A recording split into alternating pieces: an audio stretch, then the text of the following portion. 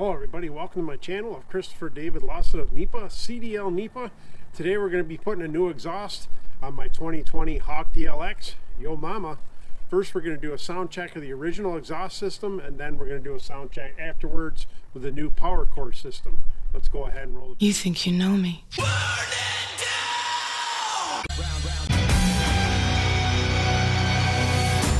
Alright folks, we're going to be installing the power core system that I bought. I actually got it on eBay for about 80 bucks. I'll show you that in a minute. But right now I'm running the stock exhaust. I actually have a crack starting for the second time in the front pipe, so I definitely need to replace it. I had it welded the first time. Bike ran great for a while, started having issues, and I got a crack starting in the pipe again. 2,100 miles, almost 2,200 miles on this exhaust. It also had an issue at one point where I actually was running it, and it was running kind of funny. The catalytic converter started getting really red on the inside. I noticed it. And I also noticed, I'm not going to show you because it's too hard to see, the inside of the muffler is actually coming apart. It's just time to move on for it, folks. It doesn't sound good, like an open fart can, basically. All right, folks, this is still the stock exhaust. Let's hear what it sounds like on startup. Let the engine prime a little bit.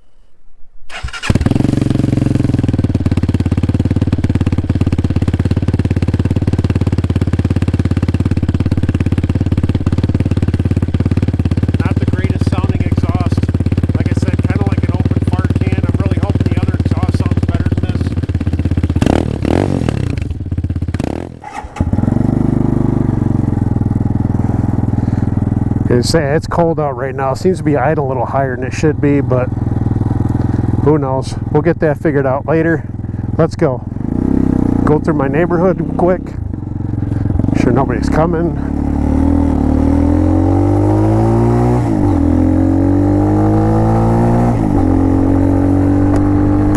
There, close up the helmet.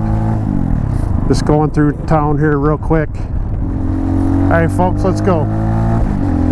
Usually this is a pretty good place to go through if you want to hear your loud exhaust on your bike. As long as there's no traffic anyway.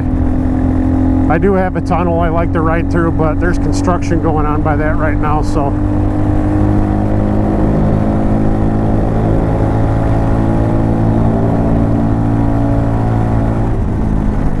Folks, one more time. Still the stock exhaust.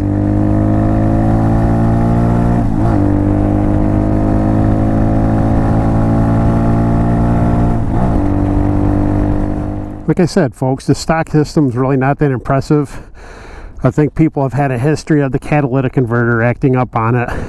Like I said, the pipe, you probably can't even see it. It's cracked right there going this way. It previously cracked going the other way, so it's definitely time to get rid of it. All right, folks, the other system I'm going to be putting in here is the Power Core 2 Pro Torque. It's one of the systems a lot of people put on the HAWK DLXs and the carbureted HAWKs. DLX, there's one thing you're going to have to do. You're going to have to add an O2 sensor bung to it. Basically, this is just a nut welded on there. I'm not a welder. I know somebody that welds pretty good for a cheap price, so he does all my welding. It's held up pretty good. But basically, you're welding a nut on there. Can't tell you what size it is, unfortunately, folks. Best thing you do is just take your O2 sensor and find a nut that'll fit on there, and if you're a good welder, weld her up. This system actually just slides together here, and then the pipe will slide in here, slides in here, and then there's a spring included with this kit. It doesn't come with the bolt for that. You're going to either have to reuse the bolt that comes with it here, or, you know, if you want to get some new stainless steel hardware, whatever you want to do. All right, folks, I have the new exhaust on. I put it on about 3 or 4 days ago. I'm finally getting a chance to record video. As far as the looks go, I do like the looks of it. I don't really like the fact that it kind of hangs down a little bit lower. Stock exhaust actually mounted up here. You're going to need some sort of bracket so it mounts. I kind of cheated and used the old exhaust flange off the old system. Hey, whatever works. And of course, when you go to mount this system, the stock bolt that was in this place is no longer going to work. So I just used something I had already. I can't tell you what size it is. Like I said, I'm just using shit that I had laying around. And of course, you need to get the hole drilled, like I mentioned before, for the O2 sensor. And I reused the mounting hardware already. I'm trying to save money on this too, honestly. I'm just trying to make the bike run a lot better. I've had issues with mine in the past, so I'm hoping this is one of the things that'll cure that issue.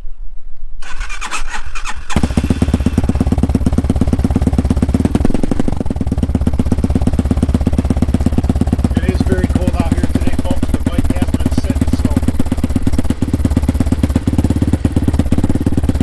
it sounds a little bit better at idle. Like I said, it's cold. The bike's been sitting a little bit, so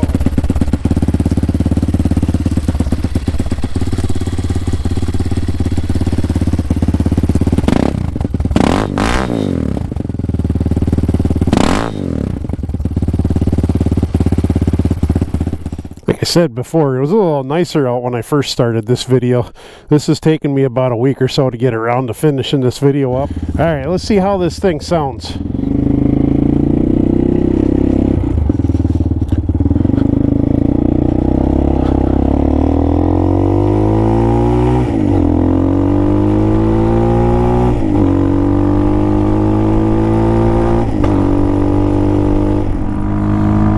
We're gonna go through my little overpass here. I feel like I'm still having bogging issues with this bike though, unfortunately. Let's say maybe the computer will adjust here in a little bit.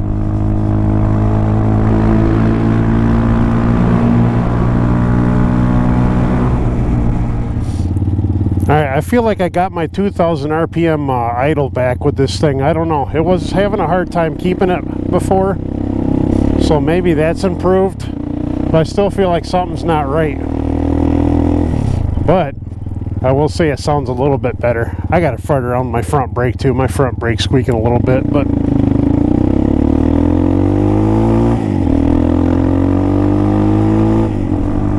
I just feel like I still got a miss coming from somewhere, but at least now I ruled out it being the exhaust anyway. Alright, right now we're going about 60 on the speedometer.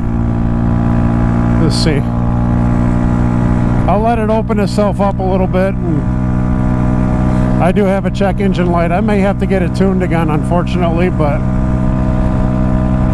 I think it did open this thing up a little bit. Alright folks, we're going to be finishing up our little ride here, go through my favorite Gulf Road tunnel, do our last sound check on the road, and I'm going to head back. I'm going to have to figure out why my check engine light came on all of a sudden. Bike is doing okay though. Hang on.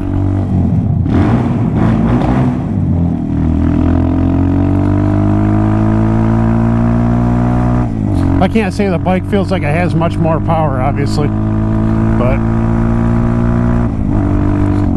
and it just died. Alright folks, had to have my wife come out and bring my jump box. Some reason, hang on, fuel pump wouldn't kick back on.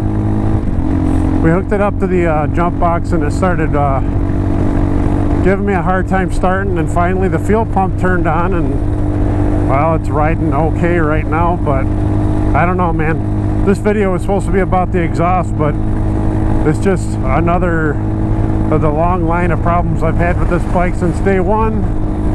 I haven't even gotten to 2,500 miles yet, and I still can't get this thing to quit being undependable. I don't know, but at least I got it starting it. I don't have to walk 7 miles home. My impressions of the exhaust itself, it's alright. As I say, you're not going to get too much good sound out of these little 229cc 250cc bikes, honestly. I felt like it was a little bit better at first, but I don't know. Check engine light's gone, so when I go home to check it, it probably won't show me anything. Really isn't much left for me to replace on this bike as far as making it run better, unfortunately, other than throwing a actual Honda motor in it. But alright, exhaust video done. I guess I get to work on this thing and figure out what the next issue is. Go back and check out my other Chonda videos. This may or may not be the bike for you. I know there's people doing 10,000 and 20,000 miles on these bikes, but I can't even get to fucking 2,500 miles. I have yet to have this thing run perfectly smooth. And it only had 100 miles on it when I bought it, so. Alright everybody, Probably not the greatest video in the world, but I don't know. I'll figure it out someday, or I'll just sell it. If you want to buy a used Hawk for cheap, hit me up. Bye for now.